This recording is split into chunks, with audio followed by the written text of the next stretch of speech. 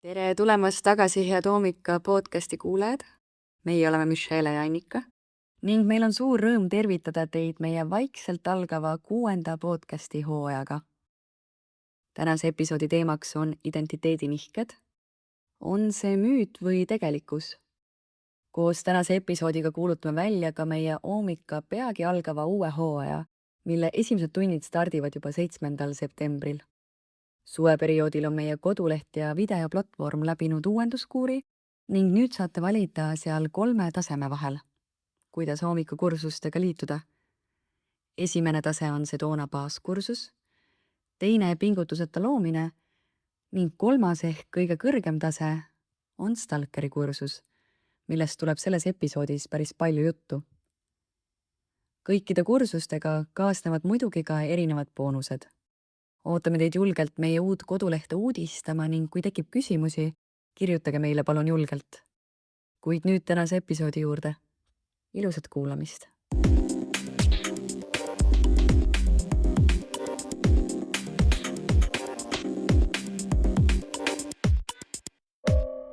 Identiteedinihked. On see müüt või tegelikkus? Koodid ja kiirtee rikkuseni identiteedinihke kaudu on praegu mainstream enesearengu õpetus. Mis on aga tegelik sisu nende sõnade ja mõistete taga? Ma ei väsi rõhutamast, kui väga ma armastan täpseid definitsioone, nii et hakkame siis jälle otsast harutama. Sest ainult tõde teeb suvabaks. Ja tõde on alati lihtne ja täpne. Alustame terminitest. Minult on palju küsitud, et mis asjad on need müstilised koodid, mille kaudu praegu kogu maailm ja just see maailma eneseabi osa toimetab. Ehk lubatakse rikkuse koodi, edukuse koodi, nooruse, ilukoodi, you name it. Ühelt poolt ei ole kood midagi müstilisemat kui täpne teadmine, kuidas mingi elu lukus olev kvaliteet, ehk midagi, mis on sinu jaoks seni olnud täiesti kättesaamatu, teha sulle kättesaadavaks. Ehk kuidas enda eluks muuta. Ehk kuidas muuta elu valu, elu iluks, poeetiliselt väljendades. Koodid on tavaliselt sõnade ja lausete kujul, kuid mitte ainult. Et kood, mingi teadmine, tõesti muutuks võtmeks ehk dekodeerijaks, et ta tõesti avaks sulle järgmise võimaluse, mida sa ihaldad. Selleks peab olema võimekus teda kasutada. Ja siit tulevad mängu teaduse tasandid. Madalatel tasanditel sul lihtsalt ei ole jõudu ja seega võimekust mingit elu muutvat teadmist rakendada. Väga madalal apaatia tasandil pole sul võimekus sellest ise ka aru saada. Su jõutase ja taipumisvõime on lihtsalt niivõrd alla lati. Ja siit omakorda tuleb tegelik õpetaja väärtus. Läbi kogu inimkonna ajaloo on nii erialaseid kui kõrgemaid teadmisi edasi antud liinis meistrid, sellid, õpipoisid.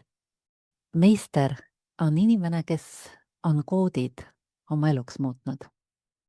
Vastaval siis erialal. Ehk kes praktiliselt ise elab seda, mida ta õpetab. Ja siit tuleb mängu üks väga peen nüanss. Mingi meister omal alal ehk õpetaja, kuna ta on maksnud nende teadmiste rakendamise praktiseerimiseks ja detailseks tundmaõppimiseks oma eluga, oma eluajaga, on sellel meistriks saamise teel küpsenud kõrgematele teaduse tasanditele ehk teinud identiteedinihke.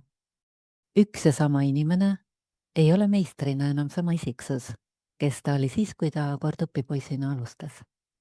Sellise õpetaja, pärisõpetaja ehk meistri mõjuväljas sa omandad loendamatu arvu peeneid mikrokoode, nähtamatuid koode, mida ei ole võimalik sõnadesse panna. See nähtamatu kood on teaduse tasand, mille kaudu teadmist edastatakse. Ehk üks ja sama teadmine ehk kood erineva inimese kaudu omab väga erinevat mõjujõudu. Ja siit tuleb eneseabi tragöödia nendel juhtudel, kus õpetavad mitte meistrid omal alal, vaid alles sellid. Halvimal juhul ise veel õpipoisi staatuses olevad inimesed. Teoreetiliselt justkui kõik on õige, aga elu ei ole sees nende õpetustes ja puudub vastav mõjujõud. Mis on siis see teine termin, see identiteet ja tema nihe? Identiteet on sinu isiksus, enesemääratlus ehk hästi lihtne, kellena ma ennast kogen iseenda silmis. Mida üldiselt ei teata, on see, et iga identiteet platseerub väga konkreetsel teaduse tasandil. Teaduse tasand määrab kogu su elukogemuse väga konkreetsesse piiridesse ja piirangutesse ehk teatud hinnaklassi. Inimese teaduse tasand ehk identiteedi hinnaklass on kaasasündinud ja sellepärast on sellel tohutu magnetism, mida on peaaegu võimatu ületada. Esiteks juba sellepärast, et sa lihtsalt ei tule selle peale, et see üldse võimalik on. Veelgi rohkem enamus inimesi ei teagi mitte midagi teaduse tasanditest. Seega sa pead oma identiteeti iseendaks. Ja see on kõige suurem vale, millesse meid õpetatud on meie kultuuri kontekstis. Sest see teeb valeks kogu arusaamise endast ja oma võimalustest. Tegelikkuses, reaalsuses on olemas ainult üks tõde, mis on absoluutne. On ainult üks mina, olemuslik mina, mis ei ole jagunenud erinevateks identiteetideks, mis on kõikide nende identiteetide taga, mis on absoluutväärtus. Absoluutne omakorda tähendab siin seda, et ta on alati olemas, alati sõltumatu ja alati muutumatu, ilma ühegi piiranguta, enne aega, enne ruumi, enne mõistust. Kuna kogu meie arusaamine meist ja maailmast on kirjeldatud mõistuse kaudu ja mõistus tunneb ainult objekte, ainult piiranguid, siis see kirjeldus on liiga abstraktne. Ta on nii hoomamatu, et kaotab kogu oma mõtte praktilise elu mõttes. Aga on üks asi, mida sa siiski saad selle absoluutse tõega teha. Sa saad selle teoreetiliselt omaks võtta ja õppida isiksusena selle kogemuseni küpsema. Kogu elu inimestena tegelikkuses sügavamal tasandil ei olegi mitte midagi muud kui isiksuse küpsemine läbi progresseeruvate jõuväljade, mis ongi siis need teaduse tasandid. Igal järgmisel teaduse tasandil oled sa sisult teine isiksus. Igapäevases elus käib see arengu väga aeglaselt. Ühe elu jooksul tavaliselt ei tehta suurt identiteedi nihet. Tehakse selliseid tillukesi väikseid nihkeid sama teaduse tasandi alatasanditel. Kui sinuni jõuab mingil viisil teadmine, et seda on võimalik teha suurelt, teha tõelisi hüppeid ühest identiteedist teise ehk ühelt teaduse tasandilt teise, siis sinu elus avaneb midagi erakordset. Avaneb võimalus astuda arengu kiirteele ehk totaalse vabaduse teele. Selliseid inimesi, kes sellele teele teadlikult astuvad, kutsutakse stalkeriteks, varitsejateks, sõjameesteks.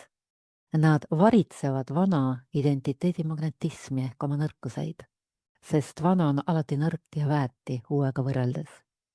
Ja nad võimendavad uue identiteedi jõudu ja vabadust, kuni see üleminek stabiliseerub. Ehk sa täiesti reaalselt muutudki teiseks isiksuseks. Täiesti teise, kõrgema kaliibri võimaluste paletiga. Ja siis omakorda saab võimalikuks teha järgmine veel suurem nihe, et sinna omakorda stabiliseeruda. Iga sellise nihkega õpid sa tundma justkui elu uuel planeedil. Päris tõeline identiteedi nihe on nii suur muutus, et see on sarnane ümbersünniga ühe elu lõikes. Kõik need identiteedi nihked, ükskõik kui suured või väikesed, on ego tasandid, täpsemalt ego sulamise tasandid. Ego on sinu vale identiteet, mänguidentiteet, ehk see on absoluutne veendumus enda eraldiolekust ja piiratusest. See on elu sellisest kohast, kus sa koged ennast eraldi oleva väikese keha ja psüühikana, ehk mõtete emotsioonide virvarrina keha sees. Kõige tavalisem enesekogemus kõigil. Siinses kultuuri kontekstis, kus me teiega elame, me muud ei tunnegi. Ja seega meil ei tule see pähegi või me ei tule üldse selle peale, et on üldse võimalik midagi fundamentaalselt teistsugust. Elu ego taga ehk totaalne vabadus. Iga identiteedi nihe üles on ego lahustumise suund. Iga allakäik, ka see on võimalik elus, surub su veel kitsamatesse piirangutesse. Siin ei ole midagi püsivat. Välja arvatud hinnaklass, mille raames sa oled harjunud mängima, see on suhteliselt püsiv. oma magnetismi tõttu.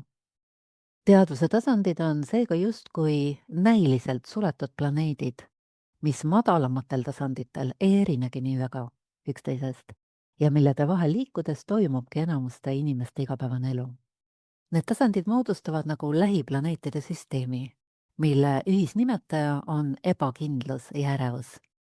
Liikumine toimub autopiloodil skaalal alandatusest uhkuseni. Elamiseks ei kõlba neist ükski, ehk selles mõttes, et seda elu, mida sa otsid, ei leia sa ühestki nendest. Ja ühegi sisse nendest ei ole võimalik konstrueerida seda rikast ilusat elu, mida sa ihaldad, sest nende madalamate tasandite sagedus on liiga madal. Seal ei ole see ilus ja rikas elu võimalik.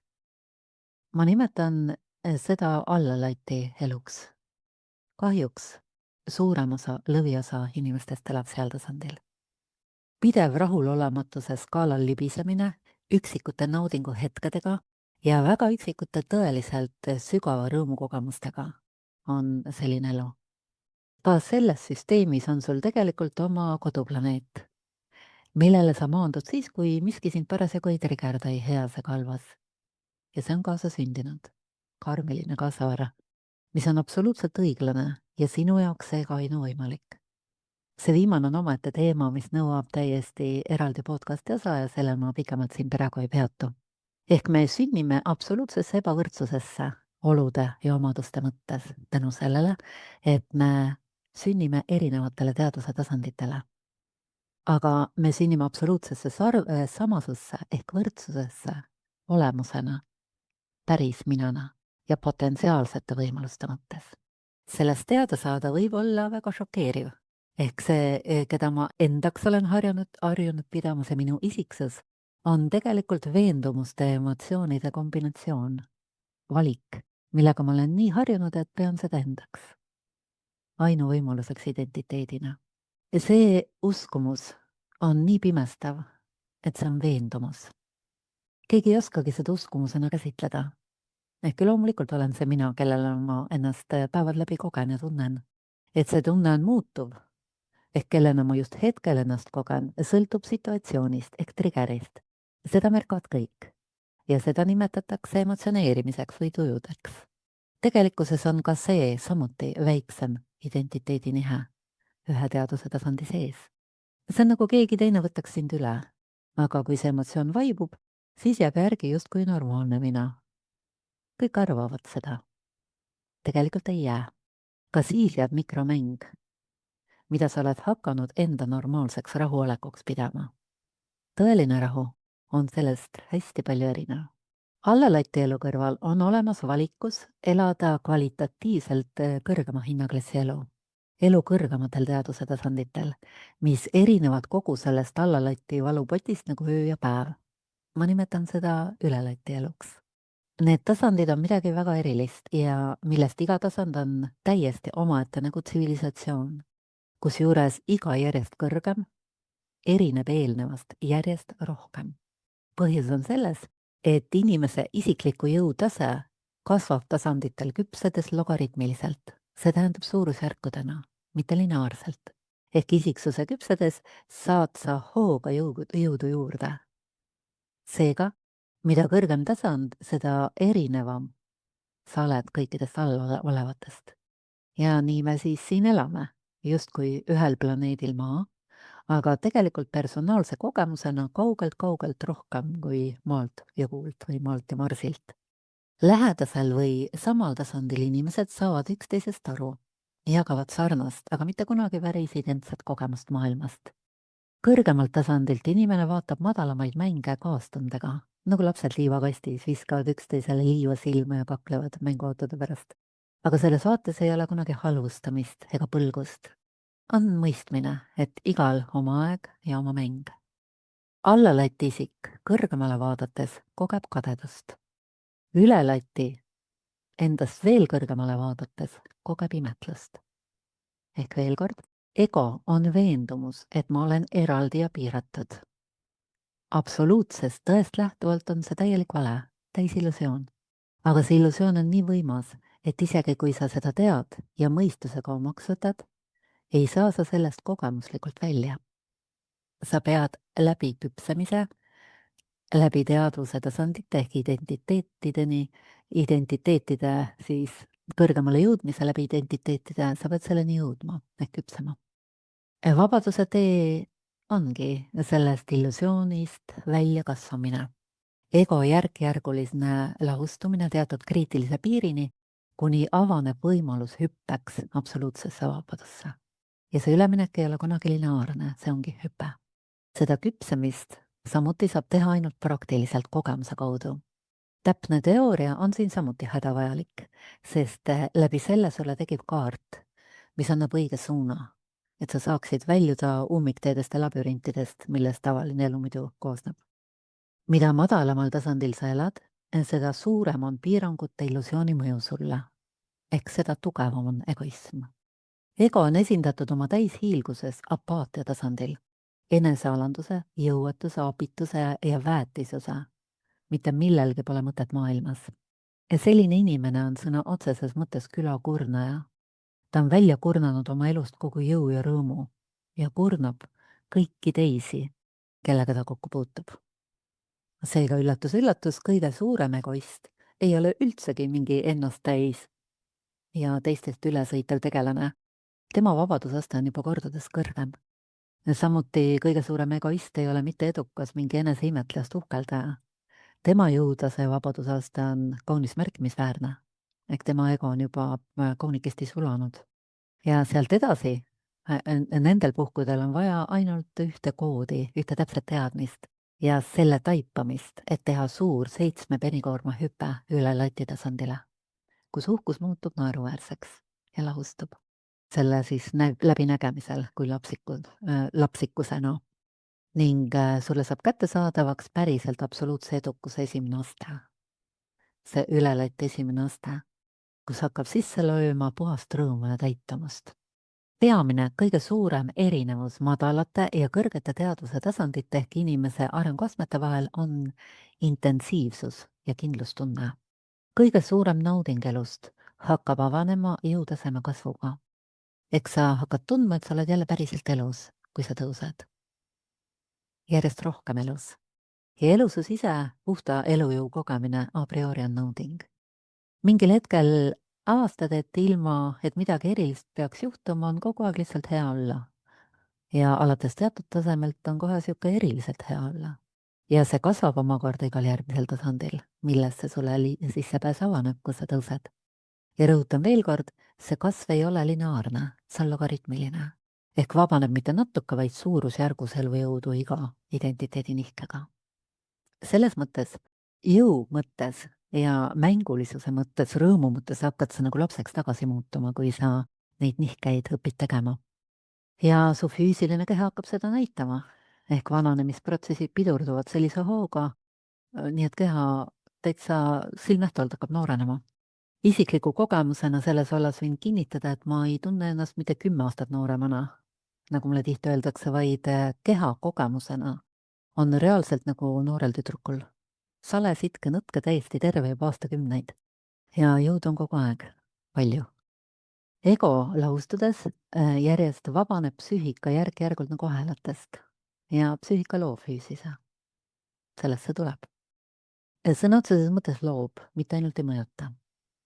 Kui egoismi alanduse ja apaatia tasandil sa koged ennast nii väät ja väärituna, et sa päriselt selline hea elu tundub justkui muinasjutt, mingist õnnest või rõõmust või rikkusest pole mõtet rääkidagi, siis alates sellest, kui sa hüppad üle lati julgus aususe tasandist, tekib järsk pööre ka olguussides, just enese kogemise mõttes. Elu vaesuses kogemusena muutub reaalselt eluks rikkuses, kus valdav baasseisund on kindlustunne, mis hakkab süvenema sügava rahu suunas. Järjest hakkab avanema süda koos kõikide oma ruumidega. Ja sa ei kasuta tänulikkust enam tehnikana, et ennast hästi tunda või midagi manifesteerida. Ühel hetkel sa avastad, et õrn tänulikkus on su pidev taust, nagu hõrka room, mis järsku lihtsalt avaneb ja ei lahkugi enam, jääbki sinuga. Üle lati tasandile jõudes lõpeb igasugune manipulatsioon kõikidel tasanditel. Elu muutub hästi täpseks, erakordselt huvitavaks. Lõpeb hajumine. Sa muutud nagu laserkiireks ja mingist hetkest edasiminek toimub taotluse kiirusel. Alles nüüd avaneb võimalus, alles üle lati, tegelikult elada päriselt stalkerina, enne nagu stalkeri nullklass. See nõuab teatud jõutaset, et päris vabaduse tõesti üldse aru saada, praktiliselt aru saada siis. Ja see elu stalkerina on väga erinev sellest, kuhu meid õpetatud on. Siit edasi sa ei tee identiteedi nihkeid selleks, et kogeda rikkust. Sa libised kõrgematesse identiteetidesse ja selle uue kvaliteedi tõttu, mis kättesaadavaks muutub. Ehk kogu see vabaduse tee on ise võimenduv, iseennast autasustav kogu aeg. Mida kõrgemale sa lähed, seda rohkem jõudu sul vabaneb, seda huvitavamaks läheb, seda ilusama ja rikkamana sa ennast koged ja seda põnevam on uurida, mis maailm avaneb järgmisel astmel. Karjuv vajadus välja pääseda vaesusest, sellest ebakindluse ja ärevuse ja võistluse maailmast toob su sellele teele. Ja sinu enda avanev jõud ja need energiad, mida sa veel kunagi kogenud ei ole, mis ei ole tavamõttes enam emotsioonid, teevad selle kirjeldamatult ilusaks ja kohutult huvitavaks. Teatud tasandist alates ei ole midagi vähemat enam võimalik sulle maha müüa. Ja just täpselt see ongi minu tegelik töö.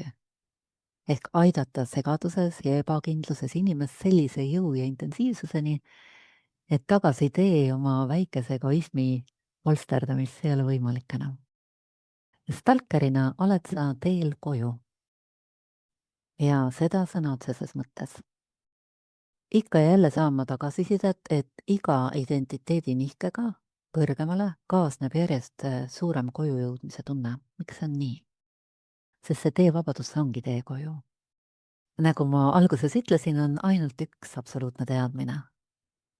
On ainult üks sina. Ja see üks sina tegelikult on vabadus ise. Sa tegelikult juba oled praegu vaba, aga piltlikult nii kõva unerohu mõju all, et sa ei mäleta seda. Iga identiteedi nihe kõrgemale lahustab osa sellest unerohu mõjust ja sa tuled endale järjest rohkem meelde kogemusena. Seepärast nimetatakse ego illusiooniks. Reaalsuses puudub selline tegelane nagu egoist. See on ise endale peale pandud piirangute komplekt, et tekiks duaalsus, et tekiks mäng. Reaalsuses on ainult üks mina ja lõputu hulk mängu selle mina sees. Ma soovitan see podcast korraks siin pausile panna ja lasta endale sellel teadmisel mõjuda. Reaalsuses on ainult üks mina ja lõputu hulk mängu selle mina sees. See tähendab, kui sa praegu egoistina koged, et mina väike siin suure elu sees minu ümber, siis tegelikkuses on see vale taju. See on nende teaduse tasandite mõju, unerohu mõju. Vabaduse tee on selle ühesuse, õndsuse kogemuseni tagasi jõuda. Et tegelikkuses on teistpidi. Meistrite kirjeldusena see mäng on loodud just selle tagasitee ilu pärast. Lester tõi sellise näite, et kui sa oled kogu oma elu terve olnud, on see su ainu võimalikkus, sa ei oska seda täielikult seega hinnata. Kui sa pärast aastate pikkust haiguste käes kannatamist lõpuks terveks saad, alles siis avaneb sulle terveks olemise täisväärtus. Stalkeri ehk vabaduse tee ongi egoismist terveks saamise tee. Mida kõrgemale sa jõuad, seda paremini sa ennast tunned. Seda tervem ehk vabam sa oled. Iga aasta üles on kogemusena nagu ümbersünd uude isiksusse. Rohkem päris sinuks. See on päris identiteedi nihe. Ja elu ei saa petta. Trikitades kõrgematele tasanditele püsima ei jää. Muutuma peab identiteedi kvaliteeti. Ja elu ei peta. Just täpselt see rahuloluaste, kas sa tunned ennast iseenda silmis oma elus rikka või vaesena, annab sulle endale diagnoosi, mis tasemel sa tegelikult elad. Välised rikkuse atribuudid võivad olla või mitte olla, elu tegelik kvaliteet sõltub ainult su seisundist. Võtmekood elu kannatuste tasandilt väljumiseks on fakt, et ego oma kõikide igatsuste, unistuste, püüdluste ja otsingute taga otsib tegelikult ainult ühte asja, absoluutset vabadust kõikidest piirangutest. Ehk me tahame kõik täpselt ühte sama asja. Kui see omaks võtta, avaneb sul võimalus täiesti teiseks elukäsitluseks. Lõpeb killustumine, lõpmatus tahan ei taha mängus. Seega lõpeb jõu hajumine. Sealt tuleb see, et sa muutud nagu laserkiireks. Nagu ma juba ütlesin, vabaduse tee on ise võimenduv.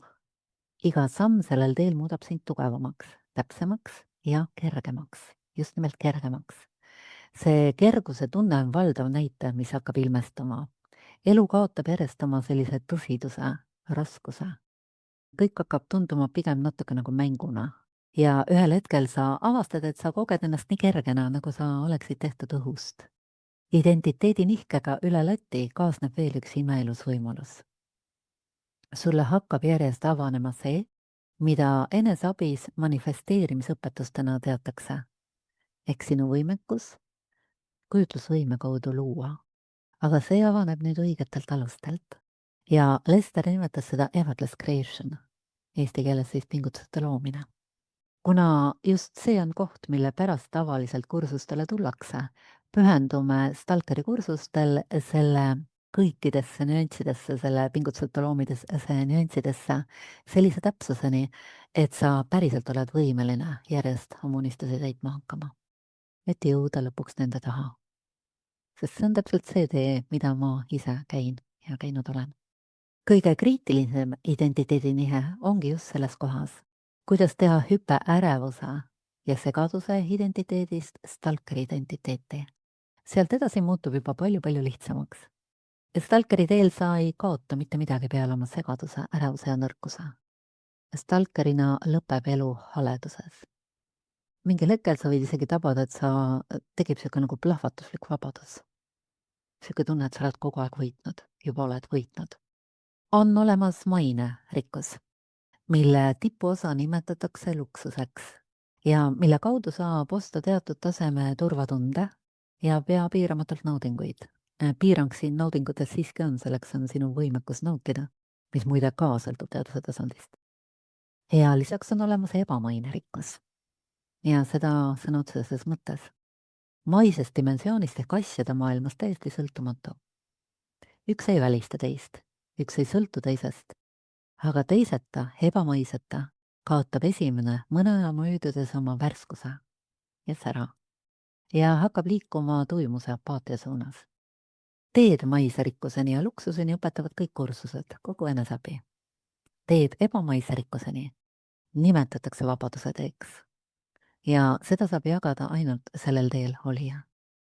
Lesteri kirjeldusena on see ebamaine rikkus nii palju parem kõigest, mida sa kunagi kogenud oled, et selle kirjeldamiseks puuduvad sõnad.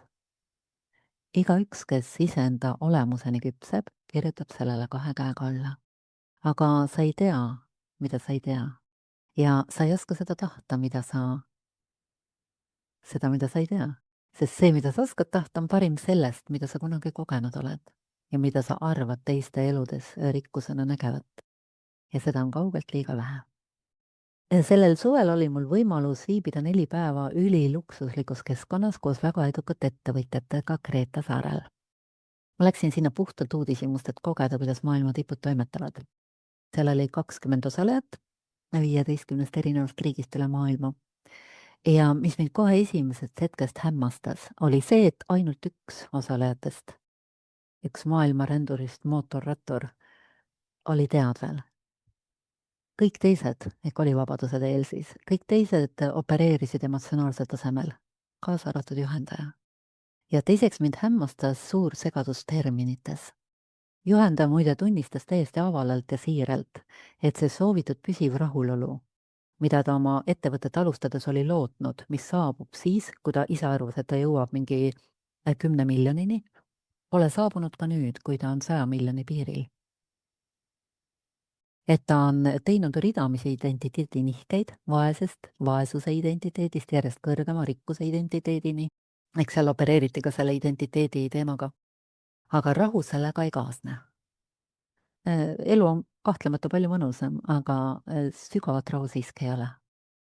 Viimasel õhtusöögil tuli 2 juhendaja tiimi liiget minuga rääkima ja nad küsisid, mida ma kasutan, et minust kiirgub sellist sügavat rahu ja rahulolu, et ma eristun nii tugevalt kogu sellest pundist ja et ma hakkasin neile kohe silma.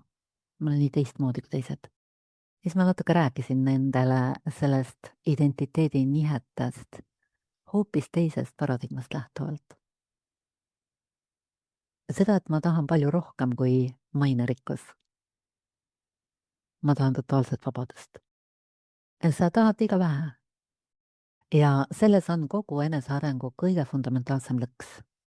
Kui sa ei tea, mida päriselt tahta, siis sa jäädki sinna vähesesse keerlema. Minu näite puhul siis võis see olla näiteks 100 miljonit. Kui keegi teed sellest välja ei näita. Kui sul tõeliselt joppab, jõuab sinuni teadmine täiesti fundamentaalselt teisest eluviisilt. Ja selle kaudu muutud sa tipprealistiks. Sa ei aja enam vikerkaari taga.